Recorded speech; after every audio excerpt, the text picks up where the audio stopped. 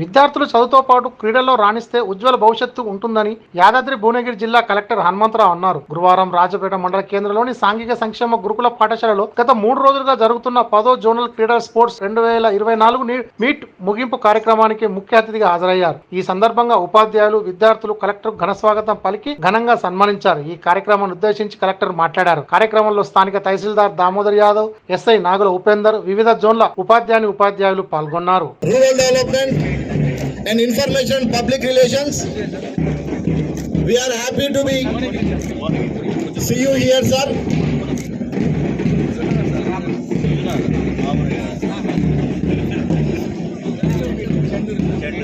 So our regional sports officer, chief guest Sri Hanumantarao garu IAS.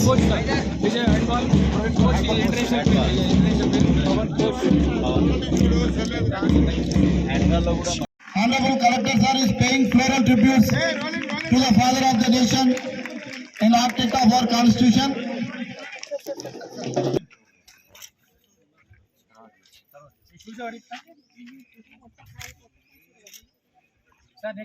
Let us begin the program.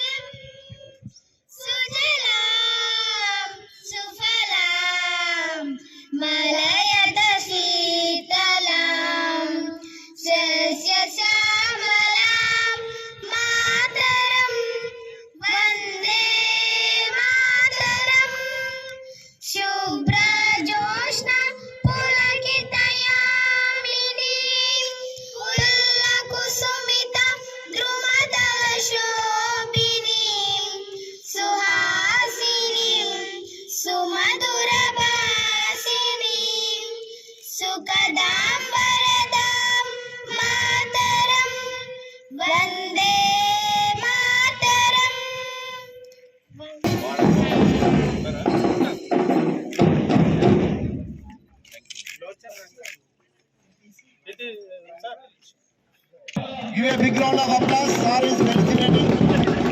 Honorable Collector sir. Thank you sir.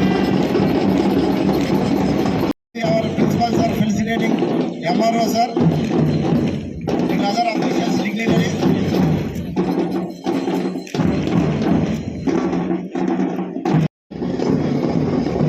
He is followed by our talented athlete Jashwant Anumala, the first waving hands, followed by Anumala team. Led by Anumala, sir. Anumala. Now coming by. Led by T. Jashwant. Chandur is named after the goddess Chandi. So it is Chandur team is followed by Raju challenging Chivamla. Yes, good, very good. Led by Chivamla team led by P. Ajit Kumar.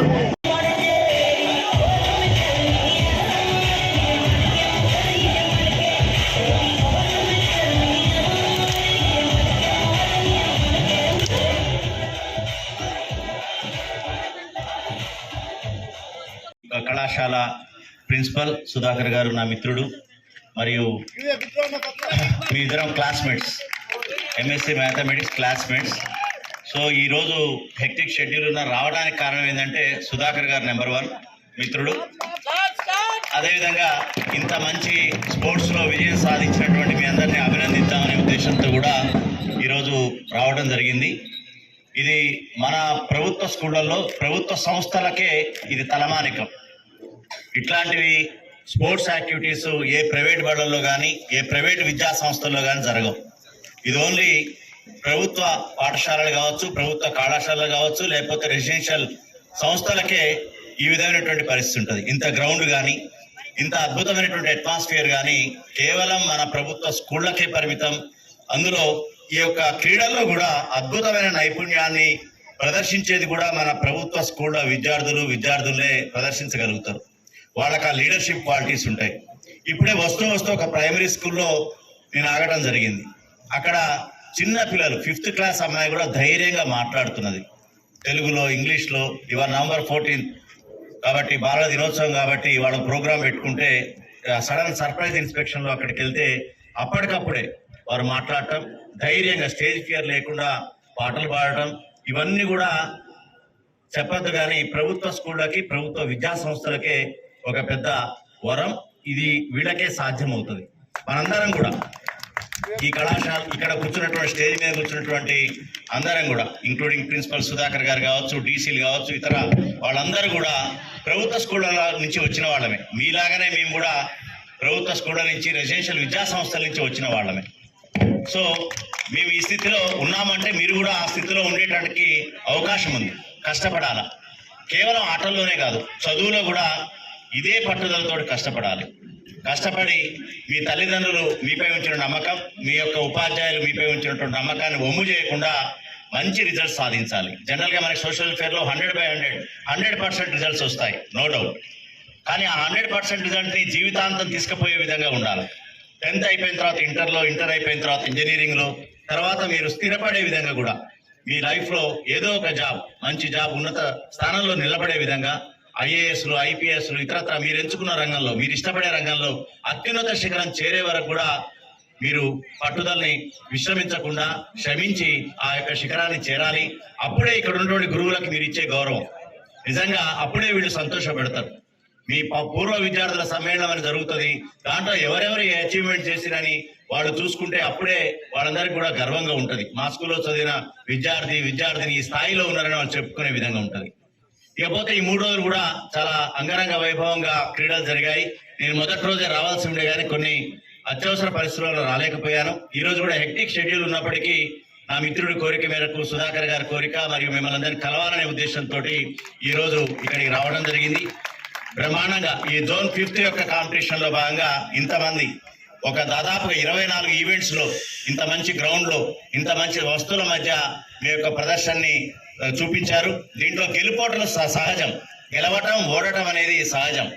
గెలిచిన వాళ్ళు గొప్పని కాదు, ఓడిన వాళ్ళు పనికిరారని కాదు. Definite గా వాళ్ళ గెలుపోవడం అనేవి రెండింటిని కూడా సమానంగా తీసుకోవాలి.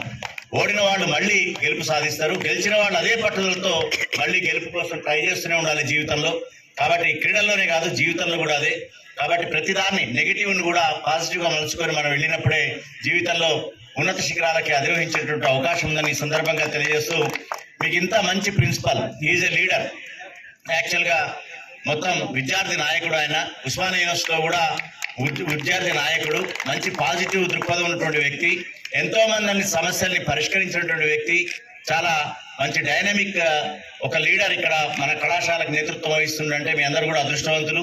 సో సుధాకర్ సార్ యొక్క నేతృత్వంలో మీ అందరూ కూడా, మీరు కూడా ఒక లీడర్ లాగా, కేవలం చదువులోనే కాదు అన్నిట్లలో కూడా ఒక ఉద్యమ నాయకుడు లాగా, ఒక మీ యొక్క గెలుపోవటంని సమానంగా స్వీకరించేటటువంటి, సవాల్గా స్వీకరించే వ్యక్తుల్లాగా, సమాజానికి ఉపయోగపడే పౌరులాగా వారు తప్పనిసరిగా మీ అందరినీ కూడా తీర్చిదిద్దుతారని మీ అందరికీ తెలియజేస్తూ ముగిస్తున్నాను. Thank you.